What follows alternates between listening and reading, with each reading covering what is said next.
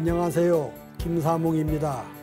이 시간에는 약산 김원봉 선생에 관해서 말씀을 드리겠습니다. 김원봉 선생은 일제강점기, 그러니까 우리 민족이 유사 이래 가장 혹독한 시련을 당했던 그 시기에 한반도의 남쪽에서 태어나서 조국의 독립을 위해서 중국으로 건너갔지요. 중국에서 가장 치열하게 일제와 싸우다가 해방을 맞아서 고향인 남쪽으로 돌아왔습니다. 남쪽에서 새로운 조국 건설을 위해 싸우기 시작을 하다가 친일파들의 음모에 암살 위협에 쫓겨서 북쪽으로 올라갔으나 그곳에서도 어떻게 죽었는지 어떻게 사망했는지도 알지 못한 채 역사의 현장에서 쓰러져 버린 비운의 독립운동가, 해방 70주년이 지난 지금까지도 남한에서도 북한에서도 버림받거나 홀대받고 있는 비운의 독립운동가, 1급의 최상급의 독립운동을 하고서도, 그리고 그때 당시 일제가 가장 두려워했던 독립운동가이면서도 거의 조국에서는 버림받고 지금 시신이 어디 있는지 무덤 한 평도 남기지 못한 채 사라져버린 독립운동의 영웅, 여전히 좌파로 몰려서 서운도 받지 못한 채, 그리고 형제 친척들은 6.25 동란 과정에서 김원봉 선생이 월북했다는 이유로 학살당하고 아버지는 산속에서 굶어 죽어야 했던 불운한 비운의 독립운동가 약산 김원봉 선생에 대해서 말씀을 드리고자 합니다. 약산 김원봉 선생은 1898년 8월 13일 날 음력이죠. 경상남도 밀양시 내이동 901번지에서 태어났습니다. 아버지 김주익과 어머니 이경념 사이에서 태어났는데 어머니는 둘째 아들을 낳고 곧 돌아가셨어요. 그리고 아버지가 천연이라는 여성과 재혼을 하고 아들 넷과 딸 둘을 뒀습니다. 그런데다가 아버지는 또 박순남이라는 여성과 아들 셋을 또 낳았어요. 김원봉의 할아버지는 역관 출신이었어요. 역관이라고 그러면은 그때 당시 중국어를 통역하는 역할입니다. 중인 계급이지요. 다른 사람들에 비해서 국제 정세나 사회생활에서 일찍 개명된 분이었습니다. 그리고 아버지는 고향에서 논밭 30여 마지기를 짓는 중농 정도의 생활 살림이었습니다. 김원봉 선생이 태어날 때는 국가적으로 민족적으로 대단히 어려웠을 때입니다. 그가 13살 때, 그러니까 1910년 8월 29일 날 나라가 일제에 강제로 빼앗긴 했지요. 13살 때 나라를 잃게 됩니다. 김원봉은 비록 어린 나이였지만 나라가 일본에 빼앗겼다는 소문을 듣고 마을 친구들하고 어떻게 해서든지 우리가 성장하면은, 크면은, 청년이 되면은 나라를 되찾자, 그런 다짐을 했다고 그래요. 그 대표적인 친구가 나중에 김원봉과 함께 큰 독립운동을 했던 윤세주라는 분입니다. 태양산 전투에서 일본의 총탄에 맞아서 돌아가신 분이죠. 윤세주하고 눈물을 흘리면서 우리가 복수를 하자, 그런 꿈을 키우면서 살아남았습니다. 8살 때 마을에 있는 서당에 들어가서 자치통감이라든가 그때 당시 청소년들이 배우던 공부를 김원봉도 하고, 밀양의 명소인 남천강에서 소년의 꿈을 키우고, 그리고 뒷산에 있는 표충사, 임진왜란 때 서산대사가 의병들을 모아서 일제와 싸웠던 유적이 깊은 표충사에서 조국 독립의 꿈을 키우고 거기서 몸을 단련하고 그랬다는 기록이 있습니다. 11살 때에 밀양 공립보통학교에 편입을 해서 신식교육을 받습니다. 그때 이미 조선 총독부, 대한제국은 망하고 일제가 이제 우리나라를 강제 점령을 해서 조선총독부라는 것을 만들었는데 조선총독부 지침에 따라서 보통 학교도 일본어와 일본 역사를 배우도록 강요를 했어요. 그러니까 일제가 우리를 강제 합방, 병탄시킨 후부터 조선 역사는 배우지 못하게 하고 일본 역사, 일본어를 강제로 배우게 지시를 합니다.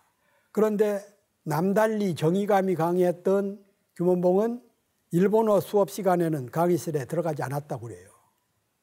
그러니까 누가 시켜서, 누가 지시해서, 부모의 뜻에서 그런 것이 아니라 스스로 일본어 강습 시간이나 일본 역사 시간에는 일부러 강의 시간에 들어가지 않고 그러다가 학교에서 큰 사건이 벌어졌어요. 그때가 1911년 4월 28일 날 우리가 그 일본 사람들이 천황이라고 하는 일본 왕의 생일 축하 행사가 이 밀양 보통학교에서도 열렸는데 이날 일장기, 일본 기를 행사장에 가지고 나오라고 하나씩을 다 나눠줬는데 김원봉은 이것을 화장실에다가 처박아 버렸어요.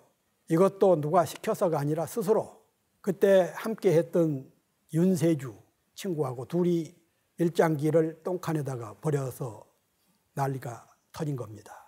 그래서 두 친구는 스스로 이런 학교는 다닐 수가 없다. 그래서 학교를 자퇴를 했어요. 그래서 마을 사람들은 두 학생을 보고 나무는 떡잎 때부터 알아본다라는 속담이 있죠. 그러듯이 이 두 소년들이 앞으로 큰 일을 하겠구나라고 기대를 했다라는 마을 사람들의 증언이 있었습니다. 한때 학교를 자퇴하고 놀고 있던 두 소년은 이듬해 밀양 읍내에 있는 동아학교라는 곳에 2학년으로 편입을 했어요.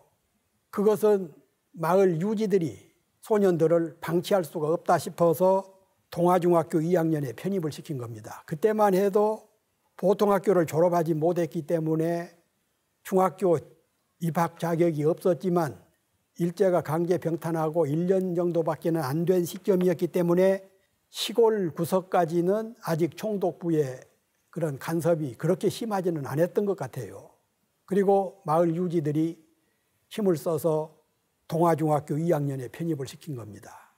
동아중학교에서 교장 선생님을 훌륭한 분을 만났어요.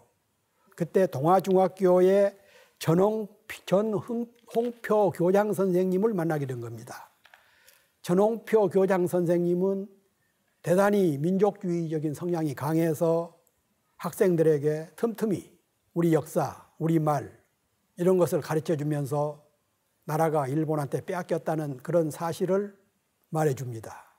김원봉과 윤세주는 비록 중학생이지만 듣는 귀를, 마음을 열고 있어서 그 교장 선생님의 말씀을 귀담아 듣게 되고 그것을 가슴 깊이 새기면서 앞으로 청년이 돼서 성장을 하면은 조국 해방을 위해서 일제와 싸우는 일꾼이 되겠다. 이런 가슴 깊은 다짐을 합니다. 그리고는 마을 입구에 연무단이라는 체력 단련소를 만들어서 앞으로 일제와 싸우기 위해서는 몸이 튼튼해야 된다.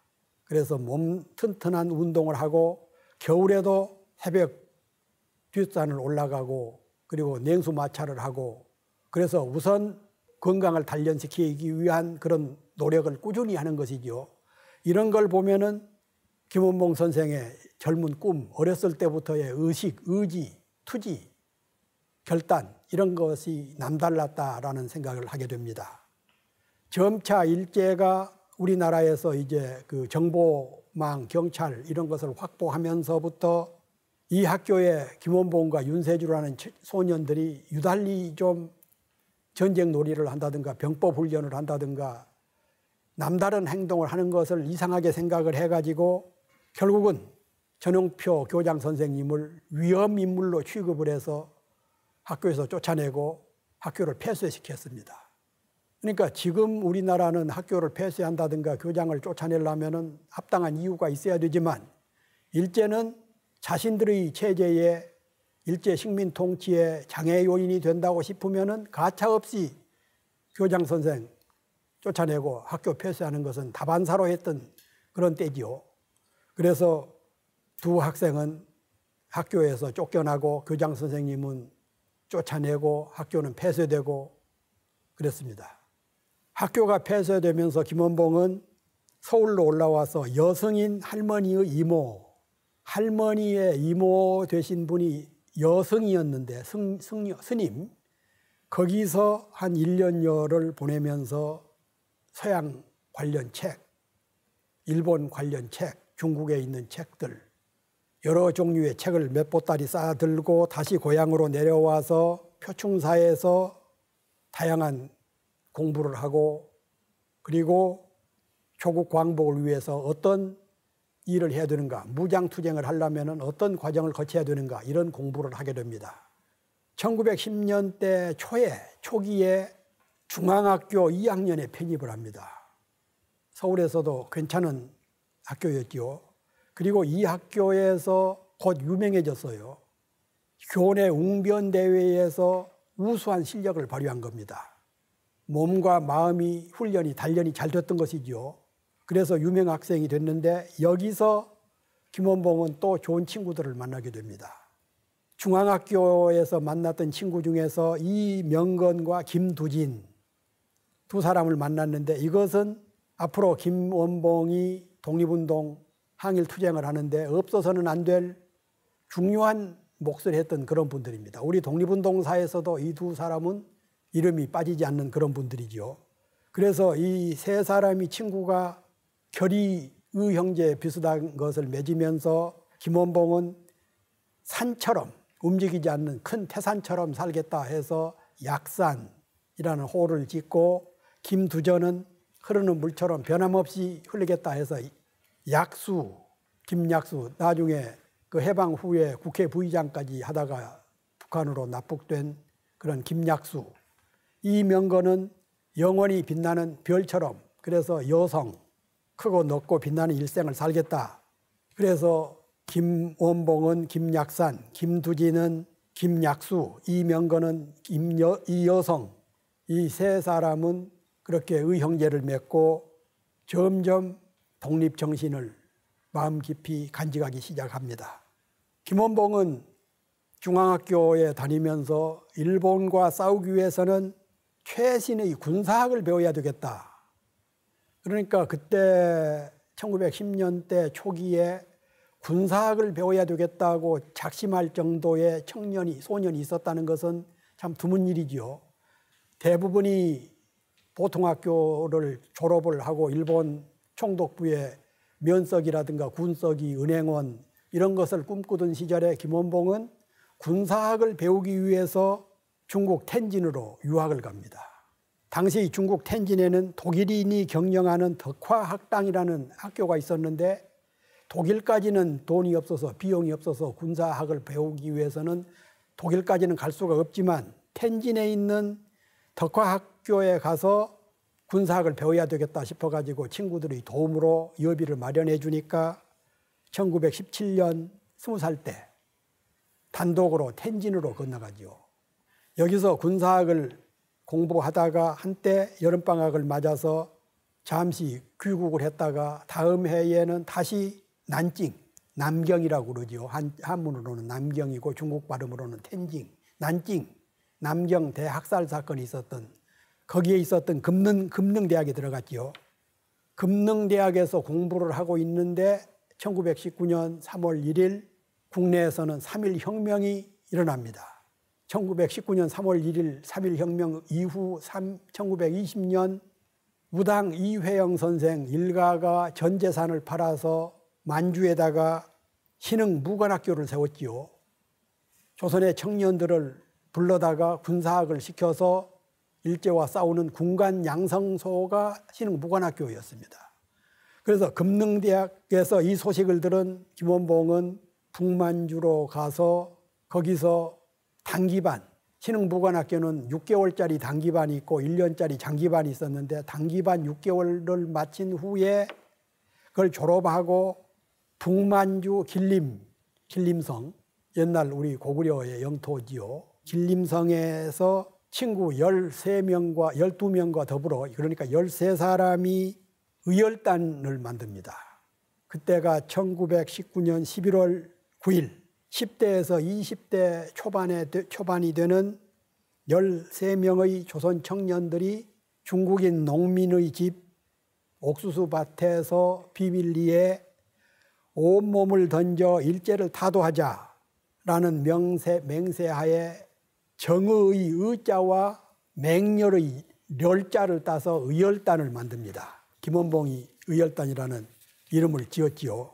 창립에 참여했던 단원들은 형제의 의를 맺고 하늘에다 맹세하기를 조국의 독립을 되찾지 않고서는 다시는 조국 땅을 밟지 않겠다. 그런 결의를 하고 김원봉을 맏형격인 의백 정의를 추구하는 제일 장형, 그래서 의백이라는 것을 만들어서 의백으로 선출을 하고 결의를 다짐합니다. 이때 공약 10조라는 것을 스스로 만들었는데, 첫째는 천하의 정의의 사를, 그러니까 하늘 아래 정의의 일을 맹렬히 실행하기로 한다. 이게 목표지요. 의열단의 목표가 첫 번째가 그겁니다. 두 번째는 조선의 독립과 세계의 평등을 위하여 신명을 바쳐 희생한다. 자신의 몸을 바쳐서 세계 평화와 조국의 독립을 쟁취하겠다. 세 번째는 충의의 기백과 희생의 정신이 확고한 자라야 단원이 될 수 있다. 아무나 단원으로 참여시키는 것이 아니라 충과 의를 기백을 갖고 자기 희생을 하겠다는 사람만 단원으로 들어올 수 있게 하겠다. 네 번째는 단의 정신에 몸을 던지고 단원의 의에 단원들의 정신, 단원들의 의로운 일에 모든 것을 우선한다. 그리고 다섯 번째가 의백 1인을 선출하여 단체를 대표하게 한다. 의백은 김원봉이 선출됐지요. 여섯째는 하지. 언제 어느 때나 매월 한 차례씩 그동안에 있었던 일을 본부에다가 보고를 한다. 일곱 번째, 언제 어느 때나 초회에 필응한다. 회의에는 반드시 참석을 한다. 여덟 번째는 피사치 아니하여 단의에 지난다. 함부로 죽지 않고 반드시 단에서 결정한 일에 몸을 바친다. 아홉 번째가 하나는 아홉을 위하여, 아홉은 일을 위해서, 그러니까 나 자신은 단을 위해서, 단은 나를 위해서 헌신한다. 열 번째는 단의에 배반하는 자는 처단한다. 이런 10가지 조약을 스스로들이 만든 거죠. 그러니까 의열단을 위해서, 단을 위해서 자신의 생명을 바친다. 단은 조국의 해방을 위해서, 그리고 세계 평화를 위해서 모든 것을 바친다. 배반하는 자는 가차없이 처단한다. 어찌 보면은 참 어마어마한 그런 단이지요. 그런데 놀라운 것은 13사람이 처음에 의열단에 참여를 하고 의열단을 창단을 했는데, 그리고 나중에는 몇백 명까지 늘어났는데, 의열단원 중에서는 한 사람도 변절한 사람이 없습니다. 우리 독립운동 단체인 의열단처럼 견고하고 큰 역할을 했던 그런 단체는 흔치가 않았습니다. 그런데 이 사람들이 의열단을 연구하는 학자들의 글을 보면은 이런 내용이 있습니다. 적진에 들어가 적을 죽이거나 기관을 파괴하고 장렬하게 전사하는 것이 사명이다. 천우신조로 하늘이 도와서 다행히 살아 돌아올 수 있으면 다행이지만 그렇지 못한 경우가 대부분이었다. 그래서 행동이나 행동 거지 하나하나가 무척 조심스러웠고 어떤 측면에서는 청교도적이었다. 그 유럽에서 그 종교혁명 일어난 후에 청교도혁명이라는 게 있었지요. 기독교의 한 유파인데 대단히 그 깨끗한 모습들을 보였던 게 청교도혁명. 이런 그 청교도적인 순결함을 보였다.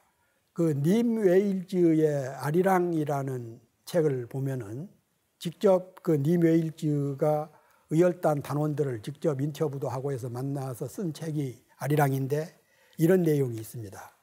그들은 놀라울 정도로 멋진 친구들이었다.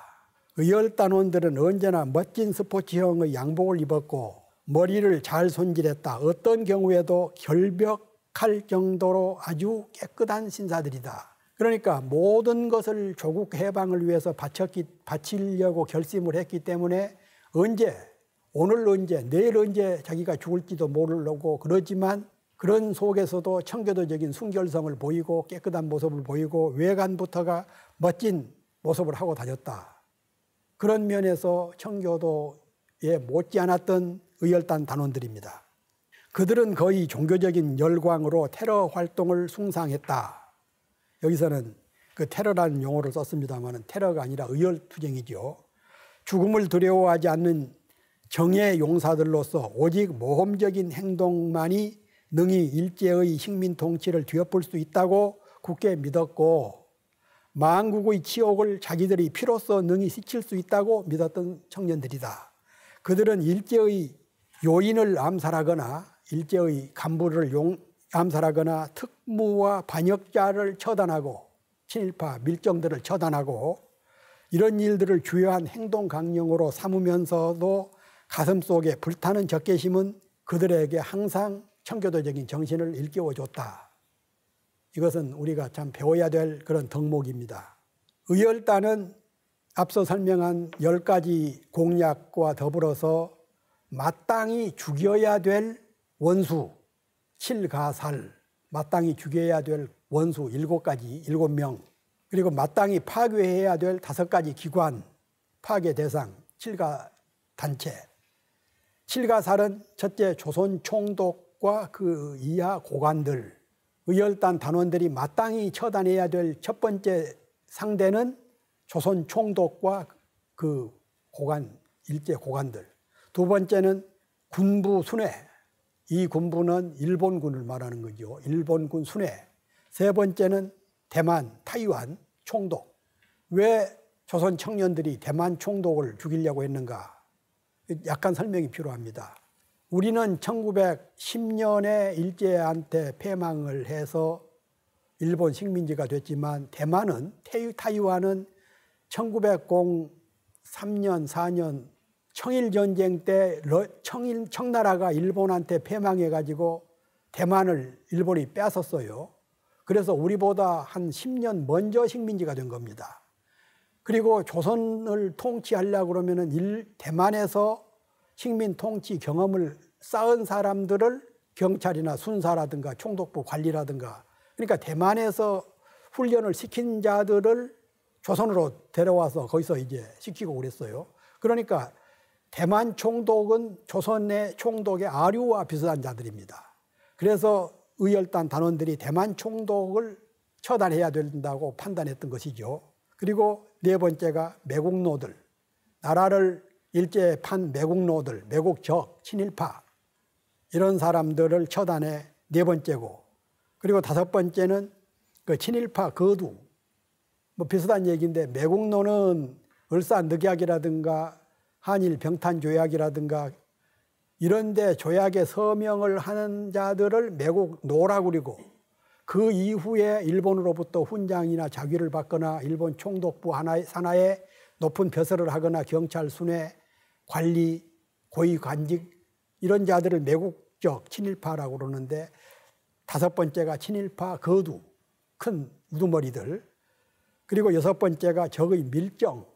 제가 그 과거에 친일 반민족 행위 진상규명위원회 위원을 하면서 친일파 청산 작업에 참여한 바가 있는데 이런 그 매국노라든가 매국적이라든가 또는 그 일본 경찰, 순경, 고위 관료 이런 사람들은 행적이 있기 때문에 또는 언론인, 지식인, 학자, 변호사 이런 사람들은 기록이 있기 때문에 친일파로 선정하기가 쉬운데 밀정은 쉽지가 않아요. 그네들의 죄상은 많이 알려져 있는데 기록이 없기 때문에 몰래 숨어서 우리 독립운동가인 것처럼 하면서 접근해가지고 비밀 빼내고 이런 자들이 숱하게 많았거든요. 이런 자들을 처단하는 게 의열단의 여섯 번째의 목표였습니다. 그리고 일곱 번째가 반민족적 지방 유지. 친일파, 매국노, 밀정 이런 자들은 중앙에만 있었던 것이 아니라 심지어는 시골의 군수, 면장, 경찰서장, 그런 무슨 농업 관련 책임자 이런 자들도 숱하게 삼천리 방방곡곡에 다 있었지요. 그래서 반민족적인 지방 유지도 의열단이 처단의 대상으로 삼았습니다. 그리고 다음으로는 의열단이 파괴해야 될 5가지 기관. 첫째는 조선총독부. 조선총독부는 일제가 우리 조선을, 대한을, 한국을 지배 점령하기 위해서 세운 악의 상징이었지요. 중앙청에 있었는데 김영삼 정부 때 이것을 폭파시키고 지금 그 박물관으로 만들어 놨습니다. 그리고 두 번째가 동양척식회사, 동양척식 주식회사라고도 하는데 이것은 우리나라의 농민들의 땅을 뺏은 일본의 착취기관입니다. 말이 회사지 실제로 일본 조선총독부의 앞제비 노릇을 했던 회사인데 우리나라의 농민들이 가지고 있었던 땅을 대부분 이런저런 이유를 달고 또는 때로는 불법으로 다 뺏은 게 조선척식회사, 나중에 동양척식회사, 의열단 단원들이 여기다 폭탄을 던지고 그랬죠. 그리고 세 번째가 매일신보사. 매일신보사는 1904년에 신채호 선생, 박은식 선생, 양기딱 선생, 배대일 선생 이런 분들이 만들었던 대한매일신보사인데 일제가 강제로 병탄하면서 대한이라는 제호를 빼고 매일신보라는 신문을 만들어서 총독부 기관지로 만든 겁니다. 우리 조선 사람들, 독립운동가들, 우리 민족의 역사, 풍습, 전통, 미덕 이런 것을 왜곡하고 우리나라를 일제로 만드는 데 앞장섰던 괴뢰신문, 매일신보사 이것을 파괴해야 되겠다. 그리고 네 번째가 각 경찰서. 그때 당시 일제의 하수기관이 조선을 통치하는 하수기관이 경찰서하고 헌병대였는데 군대와 악의 상징이지요. 조선총독부 산하의 일제경찰서는 우리 독립운동가뿐만 아니라 죄 없는 우리 동포들, 우리 국민들을 아무런 이유 없이 끌어다가 고문하고 죽이고 그랬던 악의 상징이죠. 이것도 의열단 단원들이 몇 군데에 경찰서 몇 군데에 폭탄을 던지고 그랬습니다. 그리고 다섯 번째가 기타 외적의 주요 기관. 여기서 일일이 소개하기는 어렵습니다만 일제가 우리를 지배하기 위해서 여러 가지 기관을 만들었는데 이런 기관도 닥치는 대로 파괴해라 하겠다. 그런 게 파괴 대상 5가지 중에 하나였습니다. 김원봉은 길림에서 의열단을 조직한 후에 상하이로 내려옵니다. 이제 다들 해산을 해서 각기 역할을 맡아서 일제와 싸우기로 하고 김원봉은 군사교육을 더 배우고 그리고 무기를 구하기 위해서는 북만주 산속에 있는 것보다는 상하이에서 그때는 상하이는 1800년대 중반부터 아시아의 무역의 거의 상징이나 마찬가지로 그렇게 개방이 돼 있었던 곳이죠. 그래서 우리 독립운동을 하면서 임시정부를 거기다 세웠던 이유도 세계 정보가 많이 들어오고 세계 각국의 무역선이 많이 왔다 갔다 하는 데가 상하이였기 때문에 여기는 무기를 구할 수가 쉬웠던 것입니다. 그래서 폭발물 제작, 폭탄 구입 이런 역할을 하면서 동지들을 규합을 합니다. 그 무렵에 의열단 단원 중에 박재혁 선생이 부산으로 내려가서 부산경찰서에 폭탄을 던지고 그리고 김익상 선생이 조선총독부에 폭탄을 던지고 김익상, 오성윤, 이종암 이 세 분 의열단 단원들이 일본의 고관 다나카를 총을 쐈어요. 그랬는데 맞지는 않았습니다. 그리고 서울에 김상옥 의사가 서울에 들어와 가지고 일본 경찰하고 총격전을 벌이고 그리고 김지섭 단원은 일본 도쿄 일본 왕이 사는 이중교에다가 폭탄을 던졌고 그리고 나석주 선생은 앞서 잠깐 소개해드렸던 동양척식 주식회사에 폭탄을 던져서 일본을 놀라게 하고 그랬습니다. 그런데 안타깝게도 그때 당시에는 폭탄이 성능이 그렇게 좋지가 않았어요. 큰 효과는 못 봤지만 일제의 조선 통치 상징기관인 종로경찰서, 밀양경찰서, 동양척식 주식회사 이런 데다가 의열단 단원들이 폭탄을 던지다 보니까 일제는 김원봉 선생을 체포하기 위해서 또 의열단 단원들을 체포하기 위해서 혈안이 된 것이죠. 김원봉 선생은 그때만 해도 우리나라에서 일부 저명 인사들이 그런 무차별 폭탄 던지기는 것은 자칫하면은 외국 서양 사람들 눈에 조선 사람들이 마치 야만인으로 보이게 된다라는 그런 엉뚱한 이유를 들어가지고 그걸 비판을 하는 경우가 들어 있었어요. 김원봉 선생은 베이징에 머무르고 있던 단재 신채호 선생을 찾아가서 우리 의열단원들의 의열투쟁을 합리화시켜 줄 수 있는 문안을 만들어 주십시오. 그래서 단재 신채호 선생이 만든 것이 의열단 선언문, 일명 조선혁명선언문이죠. 이 조선혁명선언문에는 왜 우리가 일제와 싸울 때 의열투쟁을 전개하지 않을 수 없는가? 서두는 강도 일본이 우리 조선의 정권을 빼앗았으며 이렇게 시작됩니다. 그래서 일제와 싸우는 그런 명분, 의열투쟁의 정당성, 정통성, 당위 이런 것을 신채호 선생이 장려한 문건으로 만든 게 의열단 투쟁, 의열단 선언문인데 이후에 의열단 단원들은 일본에 폭탄을 던질 때는 반드시 이 의열단 선언문을 함께 던졌습니다. 그래서 의열투쟁이 정당성, 폭탄이 던지면 일제는 이때다 싶어가지고 아무런 관련도 없는 사람을 수십 명을 붙잡아다가 고문하고 죽이고 그래서 엉뚱한 희생자를 많이 냈는데 이 조선혁명선언문을 첨가함으로써 이것은 의열단원이 한 것이다 해서 필요 없는 희생을 막기도 했고 의열투쟁의 정당성을 내외에 선포하기도 하고 그랬습니다. 이렇게 국내외에서 의열단 단원들의 투쟁이 가속화되면서 일제는 가장 두려워한 상대로 김원봉 선생의 목에 800원이라는 현상금을 걸었습니다. 당시 임시정부 주석 김구 선생 목에는 500원을 걸었는데 김원봉 선생한테는 800원을 걸었어요. 800원이라는 돈이 당시에 초등학교 교사 월급이 5원, 쌀 한 가마에 1원 할 때 800원이라 그러면은 지금은 아마 80억, 100억 그리고 특별 지침을 내려서 밀정이나 경찰이나 헌병이나 관리나 할 것 없이 생포를 위주로 하되 여의치 않으면 현장 사살해도 괜찮다. 그런 특별 지침까지 내릴 정도였습니다. 일제가 얼마나 김원봉과 의열단 단원들의 검거에 혈안이 됐었는지 중국 사람들 중에서도 주로 활동을 중국에서 많이 했기 때문에 중국 사람 중에서도 자진해서 김원봉 선생을 붙잡으려고 하는 돈에 눈이 먼 사람들 세상에는 역사에는 그런 사례가 더러 많이 있지요.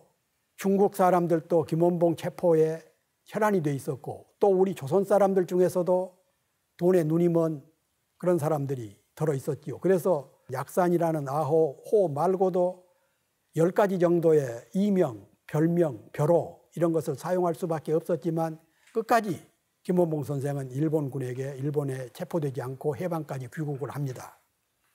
1926년 29살 때 김원봉 선생은 의열투쟁만 가지고는 한계가 있다.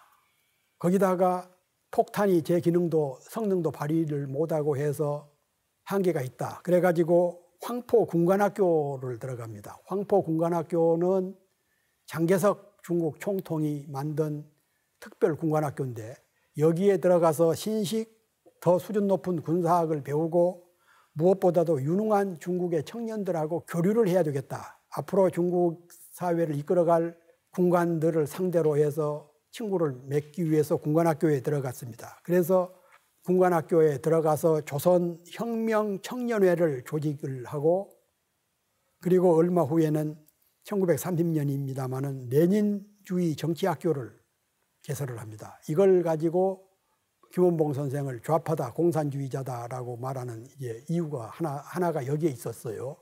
그러니까 1930년에 레닌주의 정치학교라고 그러면은 약간 설명이 필요하죠. 1917년 우리 그 3.1 혁명보다 2년 먼저 러시아에서는 10월 달에 1917년 10월 달에 볼셰비키 혁명이 일어났습니다. 그리고 레닌이 지도자였는데 레닌은 우리 독립운동에 상당히 도움을 많이 줬던 분이에요. 그리고 레닌은 1917년, 18년 그 무렵에 민족 자결주의를 부르짖었고 지금 북한에 있는 공산주의자들하고는 전혀 연고가 없는 그런 시대였고 또 그런 레닌이었는데 레닌이 사회주의 혁명을 일으키면서 중국, 조선, 일본, 이 아시아권, 유럽은 말할 것도 없고 에는 사회주의 열풍이 대단히 많이 불었고 우리 임시정부에도 레닌 정부가 돈을 좀 누가 중간에서 채먹어서 그렇지 지원을 하기도 하고 그랬어요. 그런 시대에 레닌주의 정치학교를 세운 것은 어떤 면에서는 러시아 쪽하고 연대를 위한, 또 중국의 청년들하고 연대를 위한 그런 그 모임이었는데, 이걸 가지고 해방 후에 김원봉 선생을 레닌주의 정치학교를 세웠다고 해가지고 공산주의자로 몰아붙인 것은, 이것은 이치에도 맞지 않고 사리에도 맞지 않다, 저는 그렇게 생각을 합니다. 국제 정세는 많이 변하죠. 그래서 언제까지나 의열투쟁 가지고는 효과를 낼 수가 없다 싶어서 김원봉 선생은 의열단 단원들을, 그때는 한 300명, 어떤 때는 400명까지 회원이 늘어났지요. 훈련을 시켜서 국내로 파견해 가지고 조선 총독부라든가 경찰서를 폭파하는 대신에 청년, 노동, 농민들을 연대를 하는 단체를 조직을 합니다. 일제 치하에서 30년대에 우리 노동운동, 농민운동 이런 운동이 치열하게 전개돼서 일제와 크게 싸웠는데, 이때 큰 역할을 했던 게 김원봉 선생과 의열 단원들이 국내에 비밀리에 들어와서 조직한 청년단체, 노동단체, 부녀단체, 소년단체 이런 것들이었습니다. 그리고 32년 35살 때 난징에다가 혁명학교를 열고 교장에 취임해서 애국 청년들을, 국내에서 또는 중국에 있는 청년들을 불러서 독립운동 교육을 시키고, 그리고 그 무렵에 한국 독립당, 의열단 5개 단체가 모여서 대일전선 통일동맹, 그때 그 중국에서는 또는 만주에서는 우리 독립운동 단체가 수십 개가 있었습니다. 그 여러 개 단체가 있었는데, 그것은 조국을 떠났던 과정도 다르고 일제와 싸우는 그런 방법론도 다르고 가치관에 따라서 단체가 다를 수밖에 없었던 것이죠.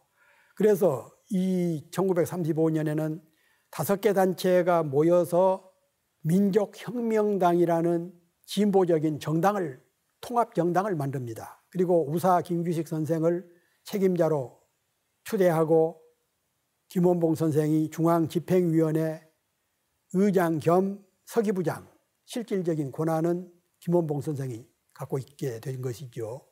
그러면서 내세웠던 목표는 이제 일본이 중국을 침략할 것이다. 중일전쟁은 피전코 나타나는 대세인데 중국의 지도자들과 힘을 합해서 한중 협력 관계를 돈독히 해야 된다. 그런 의미에서 만든 게 민족혁명당이고, 실제로 민족혁명당은 일제강점기에 중국 지역에서, 중국 관내에서 만들어진 정당 중에서는 가장 진보적인 색채를 띤 그런 정당이었습니다. 그리고 1938년에는 중국 정부의 협력으로 조선의용대, 일제강점기에 30년대 후반까지 직접 총을 들고 일제와 싸운 것은 조선의용대가 거의 유일한 단체였지요. 조선의용대를 만들어서 일본군이 중국 무한을 점령할 때 중국군하고 무한 방위대에 참여를 해서 큰 기여를 하고, 또 중국으로부터 많은 지원을 받아서 우리 독립운동 진영을 확대할 수가 있었습니다. 1937년 일본이 중국을 침략하지요. 그전에는 만주에다가 괴뢰정부를 만들어서 간접으로 침략을 했는데, 이제는 37년부터는 정식으로 중일전쟁이 일어납니다. 그래서 김원봉과 민족혁명당은 일제 패망이 얼마 남지 않았다. 이제 우리 독립운동 진영이 총단합을 해서 일제와 싸워서 독립을 쟁취하자.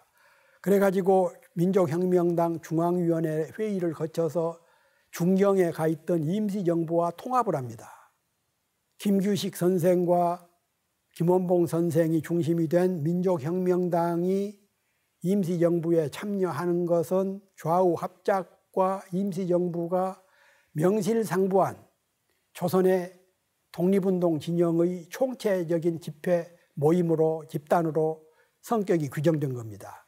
그래서 김원봉 선생은 1942년 5월 달에 조선의용대, 자기가 끌고 지도하고 있었던 조선의용대를 데리고 임시정부에 참여를 해서 광복군 제1제도 1지대로 편입을 하고, 그리고 김원봉은 광복군 부사령 겸 제1지대장이 됩니다. 그때 당시 사령관은 이청천 장군, 김구 선생과 김원봉 선생의 양김 합작선언 이런 게 언론에 크게 보도가, 중국 신문이지만 크게 보도가 되고 할 정도로 우파에서는 김구, 좌파에서는 김원봉 할 정도로, 그러니까 지금 우리가 우파 좌파 하는 식의 그런 논리가 아니죠. 그런데 이 무렵에 김원봉 선생한테는 비극이 닥칩니다.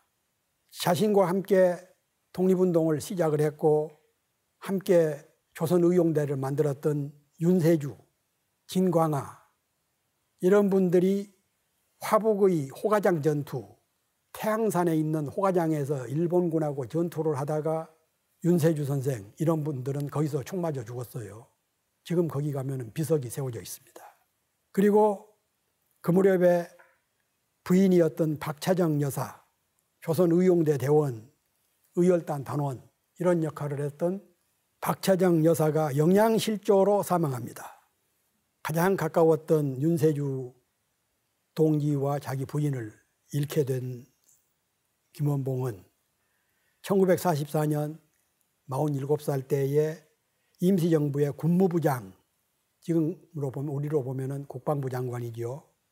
국방부 장관에 선임이 되고, 그리고 그 무렵에 독립운동가의 딸이고 의열단원이었던 최동선이라는 젊은 여성과 재혼을 합니다. 더러는 상당히 비판을 하고 반대를 하고 그랬지만 그 김원봉 선생의 비서 역할을 했던 최동선 씨와 재혼을 했는데 이때 김구 선생이 주례를 섰어요. 그럴 정도로 더러는 김원봉과 김구 선생이 사이가 아주 좋지가 않았고 노선이 다르고 했다는 식으로 많이 비판을 합니다마는 두 사람 결혼식에 주례를 설 정도로 김구 선생은 김원봉 선생을 좋아했고 김원봉 선생은 김구 선생을 존경하고 따랐고 그런 사이였습니다. 김원봉 선생은 광복군의 총사령관 역할을 하면서 그 미국 OSS 부대, 특수부대죠. 그때 일본군을 탈출해서 광복군에 들어갔던 장준하 선생, 그리고 고대 총장을 지냈던 김준엽 선생 이런 분들이 함께 참여했던 OSS 부대의 훈련을 받고 이 OSS 부대들은 국내의 진공작전을 준비합니다. 국내로 들어와서 미국 비행기로 몰래 국내로 진입을 해서 일본군하고 싸운다라는 전투 훈련을 상정하고 훈련을 받다가 1945년 8월 15일 느닷없이 일본이 항복을 선언한 거죠.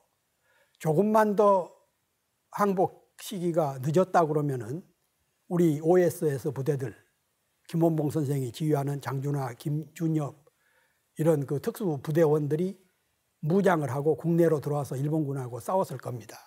그래서 최후의 싸울 기회를, 전투할 기회를 잃어버린 거죠. 그렇게 어렵게 광복군을 만들고 훈련을 시키고 했는데 막상 국내 진입 진공작전이 좌절돼 버린 겁니다. 그리고 이해 12월 2일 날 망명한 지 28년 만에 고국으로 돌아왔어요.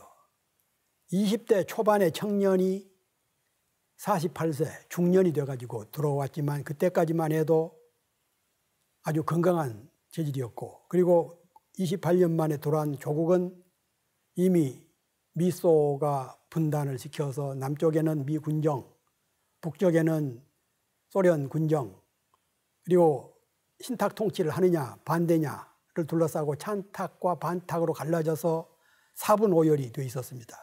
그때 김원봉 선생은 민주주의 민족전선, 흔히 약자로 민전이라는 단체를 만들어서 의장으로 추대되고, 그리고 어떤 일이 있어도 분단 정부를 세워서는 안 된다.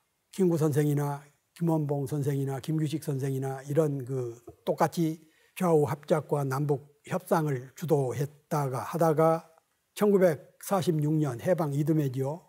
미 군정 경찰에 체포가 됩니다. 포고령을 위반했다. 뭐냐 그러면은 1946년 10월 1일 날 대구에서 대구 항쟁, 그전에는 대구 폭동이라고 그랬죠. 대구 항쟁이 일어났는데 이유는 친일 경찰이 여전히 행세를 하고 일제가 총독부가 그렇게 강요로 뺏어갔던 쌀 이런 거 공출을 반대하고 그래서 일어난 게 11항쟁이었는데 김원봉 선생이 여기 대구 11항쟁의 조사단 단장을 했어요.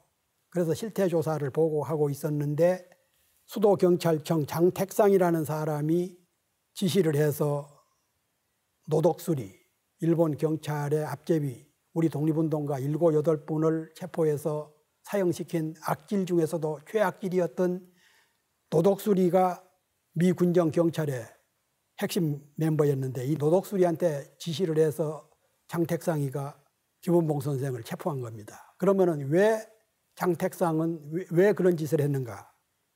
장택상의 아버지 장승원은 칠곡 경상도 칠곡에서 대지주였어요.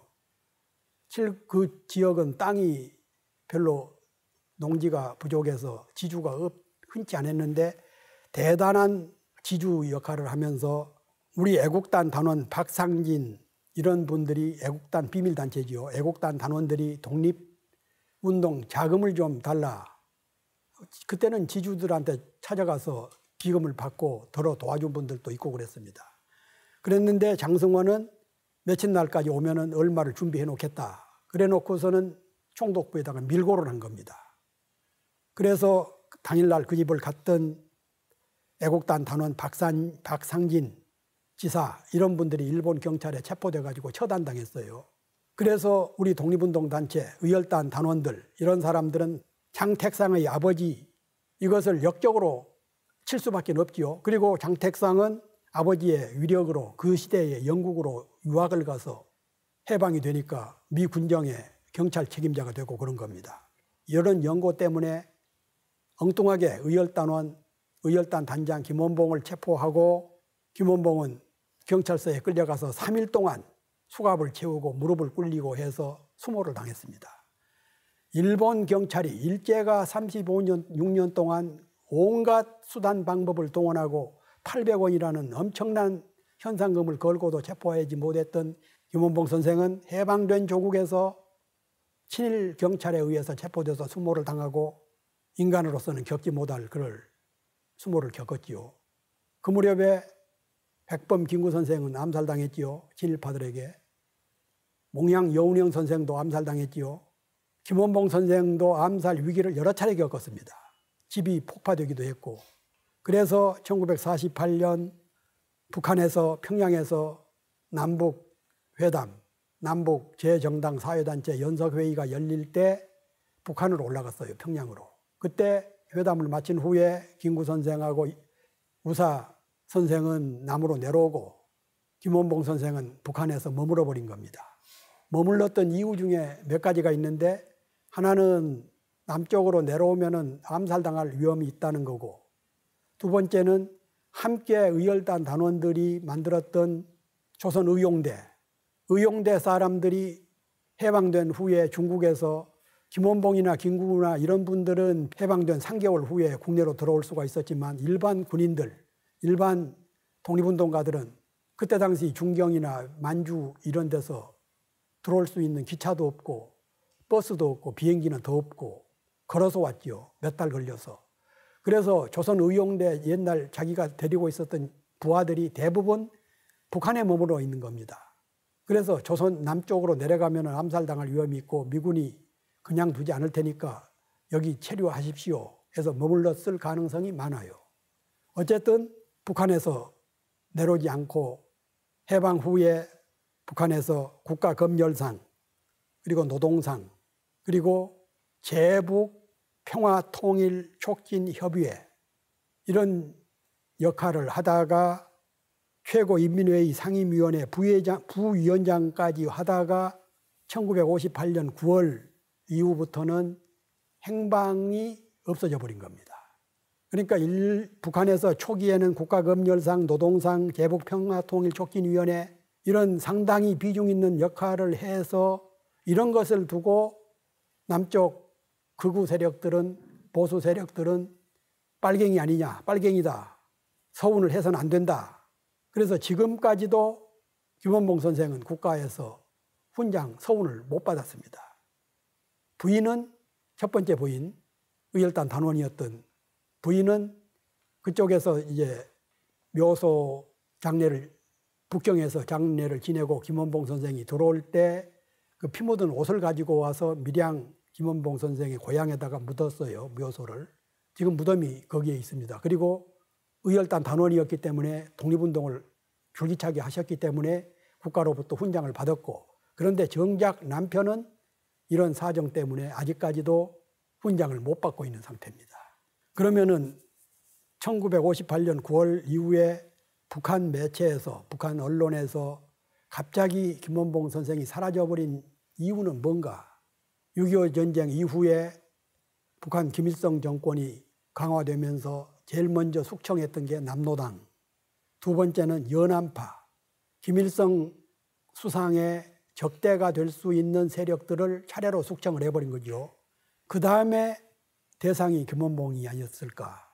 김원봉 선생이 의열단 단장뿐만 아니라 임시정부 국방부 장관 그런 역할을 했을 때 비해서 김일성 주석은 독립운동을 항일 투쟁을 하기는 했지만 김원봉 선생에 비하면은 훨씬 규모라든가 성과라든가 업적이라든가 전과가 모자란 판인데, 그래서 숙청했을 가능성, 이것은 어디까지나 예측입니다만은, 그리고 자진해서 은퇴했을 가능성, 혹은 중국 천하를 누비면서 일제와 싸웠던 내가 통일도 못 보고 북한에서 이 꼴이 뭔가 싶어가지고 자살을 했을 가능성, 이것은 어느 쪽인지 북한에서는 아직도 밝히지를 않고 있습니다.